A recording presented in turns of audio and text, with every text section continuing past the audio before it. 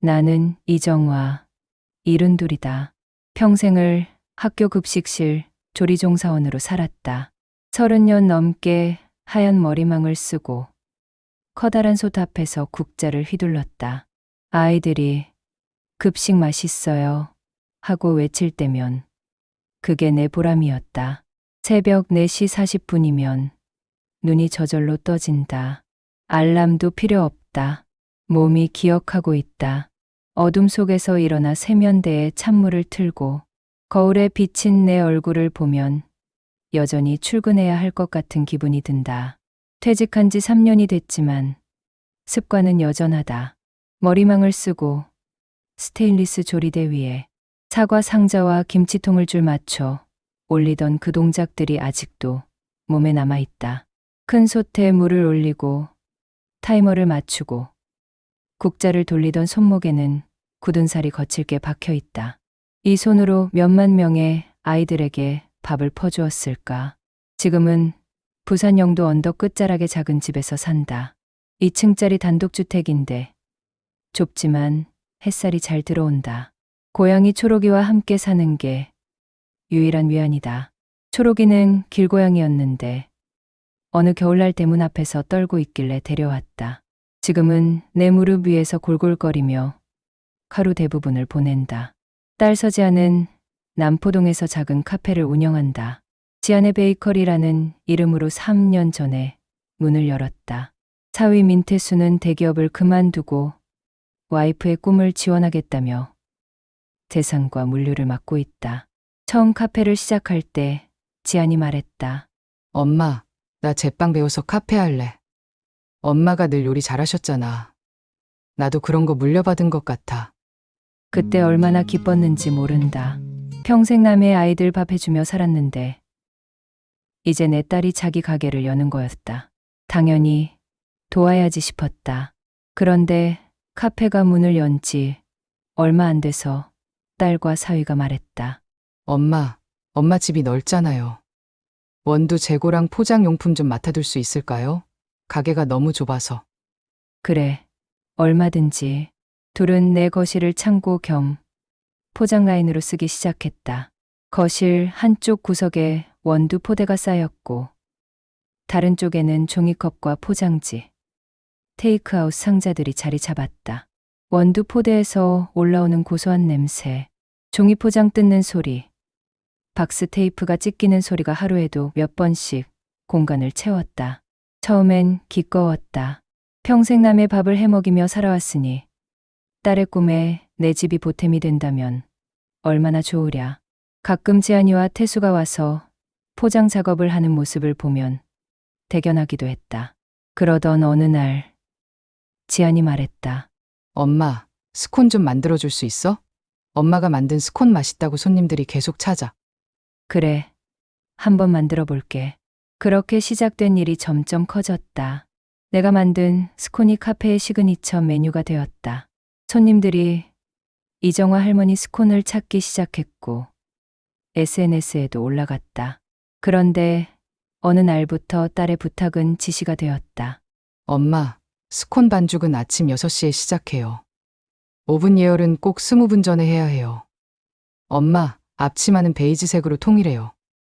매장 이미지가 중요하거든요. 엄마, 이번 주는 주문이 많아서 하루에 100개씩 구워야 해요. 내 하루가 카페의 시간표에 묶이기 시작했다. 새벽에 일어나 반죽을 만들고 오븐 앞에 서서 타이머를 지켰다. 서서 굽고 서서 포장하고 서서 퇴근했다. 급식실에 있을 때보다 더 오래 서 있는 것 같았다. 무릎이 아프기 시작했다. 처음엔 참을만 했는데 점점 심해졌다. 아침에 일어나면 무릎이 뻣뻣했고 계단을 내려갈 때마다 욱신거렸다. 손목도 마찬가지였다. 타이머 소리만 들려도 손목이 저려왔다. 어느 날은 무릎이 너무 아파서 병원에 갔다. 의사 선생님이 MRI 사진을 보여주며 담담하게 말했다. 반달연골이 많이 닳았습니다. 최소 몇 달은 무릎을 꺾지 마세요. 무거운 것도 들지 마시고요. 계속 이렇게 쓰시면 수술해야 할 수도 있습니다. 집에 돌아오니 휴대폰에 단체 채팅방 알림이 팍팍 울리고 있었다. 내일 신메뉴 촬영이에요. 어머니도 함께 나와주세요. 흰 셔츠랑 베이지 스카프 착용해주세요. 나는 냉장고 위에 놓인 약봉지 옆에서 그 문장을 여러 번 읽었다. 급식실에서 김 솟는 솥 앞에 서 있을 때처럼 뜨겁고 답답한 김이 가슴까지 차올랐다. 지아는 상냥했다. 손님들에게도, 직원들에게도, 그리고 나에게도. 하지만 숫자 앞에서는 달랐다. 표정이 단단해지고 목소리에 힘이 실렸다. 엄마, 두 번째 매장 낼 생각이야. 지금이 타이밍이야. 주말 오후였다. 지안과 민태수가 노트북을 들고 왔다. 화면에는 상권 분석 자료와 인테리어 도면이 펼쳐져 있었다. 민태수가 계산기를 두드렸다. 담보만 되면 대출은 어렵지 않아요. 금리도 지금이 괜찮고요. 나는 물었다. 담보가 뭔데? 지안이 대수롭지 않게 말했다. 엄마, 집 리모델링하면 가치 금방 올라. 순간 오래 쓴 스테인리스 조리대에 생긴 칼집처럼 마음에 얇은 금이 그어졌다. 말은 매끈했고 뜻은 차가웠다. 집을 담보로? 내가 다시 물었다. 어머니, 투자예요. 사업 잘 되면 어머니도 좋으시잖아요. 민태수가 웃으며 대답했다. 하지만 그 웃음 뒤에 무엇이 있는지 나는 알 수 있었다. 내 집은 이미 그들의 사업 계획서 한 줄이 되어 있었다. 내 쉼터가 아니라 투자 항목으로. 며칠 뒤 무릎 상태가 악화되어 결국 수술을 받기로 했다. 수술 날짜가 잡힌 그날 밤, 침대에 누워 있는데 거실에서 낮은 목소리들이 들려왔다. 장기적으로 어머님 실버 레지던스 고려하자. 민태수였다.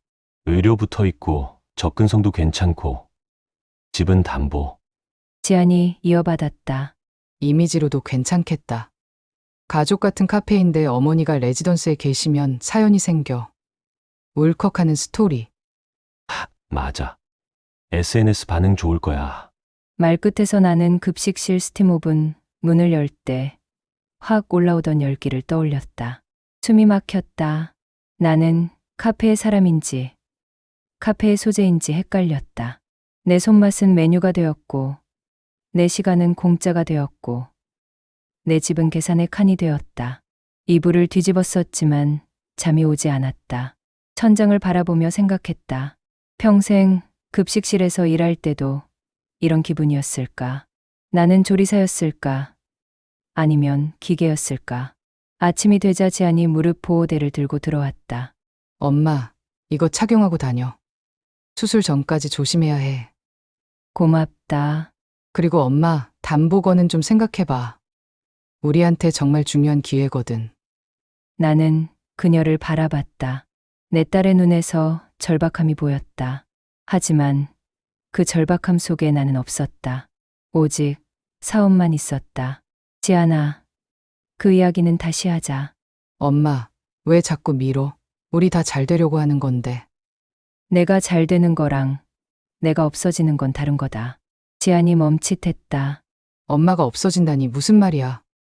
너는 내 스콘이 필요한 거지. 내가 필요한 게 아니잖니. 솔직히 말해봐. 언제 마지막으로 나한테 괜찮으세요? 물어봤니? 지아는 아무 대꾸도 하지 못했다.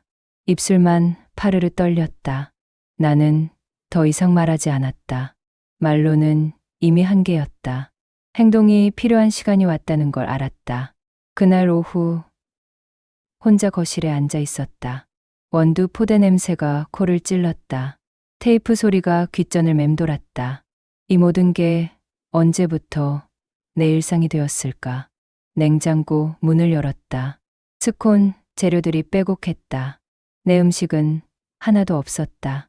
무릎이 욱신거렸다. 손목도 저렸다. 몸이 신호를 보내고 있었다. 이제 멈춰야 한다고. 창밖으로 영도 바다가 보였다. 저 바다 너머 어딘가로 가고 싶었다. 아무도 내게 엄마라고 부르지 않는 곳. 내가 누군가의 어머니가 아니라 그냥 이정화인 곳. 휴대폰을 꺼내 부동산 앱을 켰다. 손가락이 화면 위를 맴돌았다. 그리고 검색창에 타이핑했다. 남의 미조 전원주택. 화면에 작은 집들이 떴다. 바다가 보이는 집, 마당이 있는 집, 조용한 집. 나는 그 사진들을 한참 바라봤다. 가슴 한편이 두근거렸다. 두려움인지 설렘인지 알 수 없었다. 하지만 분명한 건 하나였다. 더 이상 이렇게 살 수는 없다는 것. 내 삶의 주인은 나여야 한다는 것. 수술을 마치고 집으로 돌아온 날, 현관에는 택배가 산처럼 쌓여 있었다. 새 점포 계약서 초안, 그랜딩 제안서, 장기 로드맵, 코팅된 표지들이 청첩장처럼 반짝였다. 엄마, 잘 됐지? 우리 드디어 간다. 지안이 내 무릎에 핫팩을 올려주며 말했다. 말의 온기와 마음의 온기는 달랐다. 핫팩은 따뜻했지만 지안의 눈은 이미 서류 쪽을 향하고 있었다. 엄마, 수술 잘 끝나서 다행이야. 이제 좀 쉬면서 우리 일도 도와줄 수 있겠지? 다음 달부터 신메뉴 준비해야 하는데. 나는 대답하지 않았다. 무릎의 통증보다 가슴의 답답함이 더 컸다. 수술 후 첫날인데 지안이 궁금해하는 건 내 회복이 아니라 내 노동 가능 여부였다. 지안이 부엌으로 가며 말했다. 참, 오빠가 대출 상담 예약해뒀대. 다음 주 수요일. 엄마도 같이 가야 해. 나는 안 간다. 엄마, 왜 그래? 도장만 찍으면 되는 거잖아. 내 집에 내가 도장 안 찍는다는데 왜가 어딨니? 지안의 표정이 굳었다. 하지만 더 이상 말하지 않고 나갔다. 문이 닫히는 소리가 유난히 크게 들렸다. 나는 홀로 거실에 남았다. 진통제를 먹고 소파에 기대 앉았다. 창밖으로 영도 바다가 보였다. 저 바다를 얼마나 더 볼 수 있을까? 천천히 일어나 오래 묵힌 서랍을 열었다. 손잡이가 뿌득거렸다. 오래 열지 않아서 녹이 슬었나 보다. 서랍 속에는 내 과거가 차곡차곡 쌓여 있었다. 급식실 첫 출근날 받은 싸구려 머리망. 구겨지고 색이 바랬지만 버릴 수 없었다. 그날의 설렘과 긴장이 아직도 생생했다. 야근 수당 모아서 만든 통장도 있었다. 잔액은 얼마 없지만 그 숫자 하나하나가 내 땀이었다. 밤늦게까지 솥을 닦고 냉장고를 정리하고 다음날 식단을 준비하며 모은 돈. 사별한 남편이 배웠던 하모니카도 꺼냈다. 은빛 표면이 손때로 까매져 있었다. 남편은 퇴직 후 하모니카를 배우겠다며 문화센터에 다녔다. 석 달 만에 세상을 떠났지만 이 하모니카만은 남았다. 그리고 오래전 내 글씨가 남은 작은 노트. 표지가 해져서 종이가 들떠 있었다. 첫 장을 펼쳤다. 삐뚤빼뚤한 글씨로 적혀 있었다. 내 집은 내 쉬는 자리일 것. 아무도 나를 부르지 않는 시간. 그것이 내 노후의 전부다. 퇴직하던 날 쓴 글이었다. 30년 넘게 새벽 5시에 출근해서 오후 3시에 퇴근하던 삶. 명절에도 방학에도 쉬지 못하고 아이들 밥을 지어주던 시간들. 이제는 내 시간을 갖겠다고 다짐했던 그날의 글씨. 그런데 퇴직 후 3년. 나는 정말 쉬었을까? 딸의 카페가 생기고 나는 다시 새벽에 일어났다. 스콘을 굽고 포장을 했다. 무급이었다. 딸은 나중에 매출 생기면 드릴게 했지만 그 나중은 오지 않았다. 내 집은 창고가 되었고 내 부엌은 작업장이 되었고 내 시간은 타인의 시간표에 맞춰졌다. 노트를 덮으며 생각했다.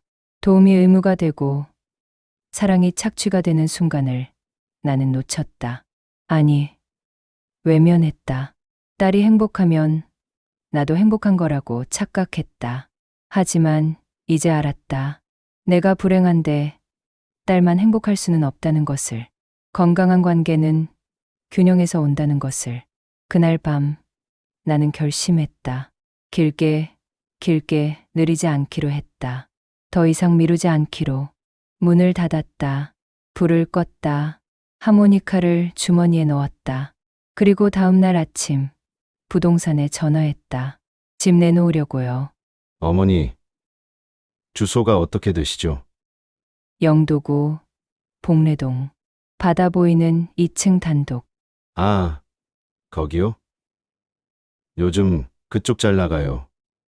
영도 언덕집은 다다만 반짝이면 금방 팔려요. 언제 방문 가능하세요? 지금 당장이라도. 중개사는 그날 오후에 왔다. 집을 둘러보며 고개를 끄덕였다. 관리 잘 되어 있네요. 사진 찍어서 올리면 일주일 안에 연락 올 겁니다. 정말 금방이었다. 사흘 만에 어린 부부가 찾아왔다. 신혼부부처럼 보였다. 30 초반쯤 되어 보이는 남자와 임신한 여자. 여기서 아이를 키우고 싶어요. 바다 보이는 게 너무 좋아요. 아이한테 좋은 추억 만들어주고 싶어서요. 여자가 배를 쓰다듬으며 말했다. 남자는 창가에 서서 바다를 바라봤다. 이 집, 이야기가 많을 것 같아요. 따뜻한 기운이 느껴져요.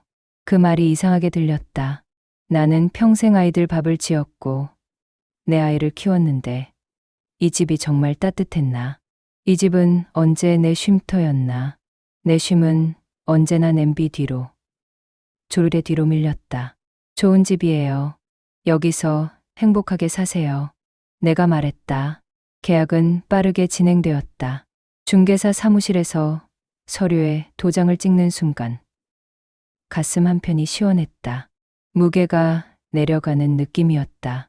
어깨가 가벼워졌다. 30년 급식실 일보다 3년 카페 일보다 더 무거웠던 짐이 내려갔다. 계약금을 받고 사무실을 나왔다. 바람이 불었다. 짠 냄새가 났다. 영도 바다 냄새. 이 냄새를 더 이상 맡지 못하겠구나. 아쉬움보다 홀가분함이 컸다. 5문장으로 정리된 결정이 내 인생의 불을 다른 쪽에서 켰다. 집을 판다. 짐을 싼다. 떠난다. 새로 시작한다. 나로 산다. 집으로 돌아와 짐을 정리하기 시작했다. 필요한 것만 챙기기로 했다. 머리망, 통장, 하모니카, 노트, 그리고 고양이 초록. 나머지는 버리거나 기증하기로 했다. 카페 관련 물품들은 모두 지안에게 돌려보냈다. 원두 포대, 포장재, 스콘틀, 앞치마. 택배 기사가 물었다. 이게 다예요? 네. 다예요. 어디로 보내드릴까요? 남포동 지안 베이커리요. 짐을 내보내고 나니 거실이 텅 비었다. 오랜만에 보는 내 거실이었다. 원래 이렇게 넓었구나. 창문을 열었다. 바람이 들어왔다. 집 안 공기를 싹 바꿔놓았다. 핸드폰이 울렸다. 지안이었다. 엄마, 이게 뭐야? 왜 갑자기 짐을 보내? 내 거니까. 무슨 소리야? 엄마, 지금 뭐 하시는 거야? 정리. 이사 준비. 이사? 어디로? 남해. 남해? 거기는 왜? 살려고. 긴 침묵이 흘렀다. 지안의 숨소리만 들렸다. 엄마, 농담이지? 아니, 엄마, 우리 이야기 좀 하자. 내일 갈게. 올 필요 없어. 이미 결정했어. 전화를 끊었다. 손이 떨렸다. 하지만 후회는 없었다. 이제 시작이었다. 계약을 마치고 며칠 뒤 지안과 민태수가 갑자기 찾아왔다. 거실에 쌓여있던 원두 포대와 포장재가 모두 정리되어 있는 걸 보더니 민태수의 입술이 하얘졌다. 어머니, 이게 다 뭐예요? 우리 물건은 다 어디 갔어요? 돌려보냈다. 각자 가게로. 어디로 가시려고 이러세요? 지안의 목소리가 떨렸다. 남해의 미조. 바람 불고 국수 삶기 좋은데. 지안이 울먹였다. 엄마, 왜 상의도 없이 이렇게 해요? 우리가 뭘 잘못했어요? 나는 담담히 말했다. 너희는 내 집을 사업의 페이지로 봤고 나는 내 삶의 마지막 장으로 봤다. 그게 다야. 민태수가 더 조심스럽게 물었다. 그럼 담보는요? 저희 계획은 어떻게 되는 건데요? 담보가 필요하면 너희가 가진 걸 걸어. 나는 남은 시간을 건다. 침묵이 대답 대신 방 안에 퍼졌다. 지안이 눈물을 닦으며 소파에 주저앉았다. 나는 경계도 분명히 세웠다. 이사가도 안부는 주고받자. 다만 내 집을 다시 누구 창고로 쓰진 않겠다. 도움이 필요하면 내 레시피는 남겨줄 수 있다. 대신 내 노동은 내 값으로. 엄마, 지안이 낮게 고개를 끄덕였다. 우리가 너무 밀어붙였나 봐. 꿈은 밀어붙이는 거지. 사람은 기다려야 한다. 그날 밤, 우리는 마루에 앉아 멸치 육수를 냈다. 육수 비율, 파 한 줌, 마늘 2쪽. 말보다 국물에서 먼저 화의 김이 올랐다. 지안이 국물을 한 숟가락 떠서 마시고 눈을 감았다. 엄마 손맛은 정말 못 따라가겠어. 그럼 내 방식으로 해라. 내 방식을 복사하지 말고. 그러나 화해와 동거는 다른 말이다. 같은 공간에 있다고 마음이 가까운 건 아니다. 거리가 생겨야 비로소 보이는 것들이 있다. 다음 날 아침, 나는 짐을 싸서 떠났다. 남해 미조 포구의 집은 낮은 지붕에 파란 대문이 달려 있었다. 작지만 아늑했다. 바닥을 훑고 창문을 열자 소금 냄새가 바람에 실려 들어왔다. 나는 작은 간판을 직접 만들어 걸었다. 정화국수. 오전 11시부터 재료 소진까지. 첫날 손님은 3팀이었다. 어선 선장 부부, 학교 선생님, 동네 이장. 많지 않았지만 괜찮았다. 대량 조리로 다져진 손은 금세 리듬을 찾았다. 끓는 물의 숨소리, 소금 한 꼬집, 면 삶는 시간의 정확함. 급식실에서 배운 질서가 내 작은 부엌에서도 통했다. 무릎은 여전히 욱신거렸지만 참을만 했고 손목은 국자를 잡을 힘이 남아 있었다. 점심 장사가 끝나면 마당 그늘에 앉아 하모니카를 불었다. 음은 자주 미끄러졌지만 괜찮았다. 삶은 정확보다 지속에 가깝다는 걸 이제 알았다. 한 달쯤 지나 지안이 혼자 내려왔다. 바람에 얼굴이 가늘게 굳어 있었다. 엄마, 왔니? 배고프지? 국수 삶아줄게. 지안은 작은 테이블에 앉아 말했다. 엄마, 2번째 매장은 천천히 하기로 했어. 담보 말고 우리 힘으로. 나는 웃었다. 그래라. 내가 벌고 내가 책임져라. 내가 도울 땐 도울게. 다만 도움과 대체는 다르다. 지안이 국수를 한 젓가락 집어먹고 눈을 감았다. 엄마, 정말 맛있다. 맛있으면 됐다. 그녀가 일어서려 할 때 나는 덧붙였다. 지안아, 내가 여기 산다고 내 엄마가 사라진 건 아니다. 다만 경계가 생긴 거다. 연락은 해라. 그런데 내 부엌과 내 잠은 건드리지 마라. 내 꿈도 누가 대신 꾸게 하지 마라. 지안이 고개를 끄덕였다. 눈가가 붉어졌지만 더 이상 울지 않았다. 그날 저녁, 고양이 초록은 내 무릎 위에서 골골댔다. 바람이 대문을 건드려 작은 울림을 냈다. 나는 생각했다. 내가 팔아야 했던 건 집이 아니라 평생 내 어깨에 얹힌 죄책감과 습관이었구나. 며칠 뒤 카페에서 엽서가 왔다. 손님들이 남긴 방명록 사진이 인쇄되어 있었다. 사장님의 스콘은 따뜻한 마음의 맛입니다. 엽서 끝에는 지안의 글씨가 있었다. 엄마, 꿈은 밀어붙이고 사람은 기다린다는 말. 매장 벽에 걸어뒀어. 나는 하모니카로 답장을 대신했다. 낮은 음으로 시작해 끝은 밝게 올렸다. 삶는 물이 팔팔 끓어올랐다. 나는 그 물의 면을 풀었다. 다음 면발이 탱글하게 익어갔다. 이제 나는 누군가의 홍보 사진이 아니라 내 그릇을 책임지는 사람이다. 내 집은 페이지가 아니라 쉼이다. 타이머는 여전히 분명하게 울리지만 끄는 손은 내 손이다. 문은 닫혀 있지 않다. 다만 시간표가 생겼다. 오전 11시부터 재료 소진까지. 그 이유는 바람과 고양이와 나의 시간. 급식실에서 배운 건 손맛만이 아니었다. 함께 먹을 사람을 떠올리며 끓이는 마음. 과열되면 불을 줄이고 모자라면 한 국자 더 보태는 감각. 이제 그 감각으로 내 삶의 불을 조절한다. 멈춰야 할 때 멈추고 달려야 할 때 달리며 가끔 딸의 가게에서 내 레시피가 나간다는 소식을 듣는다. 그때면 나는 한 소절 분다. 멀리서도 들리되 누구의 음악도 침범하지 않도록. 남해의 저녁은 짧다. 불그스름한 빛이 마를 때쯤 나는 대문을 잠근다. 그리고 속삭인다. 오늘도 잘했다. 정화야. 내일도 경계를 지켜라. 그리고 따뜻함을 잊지 마라.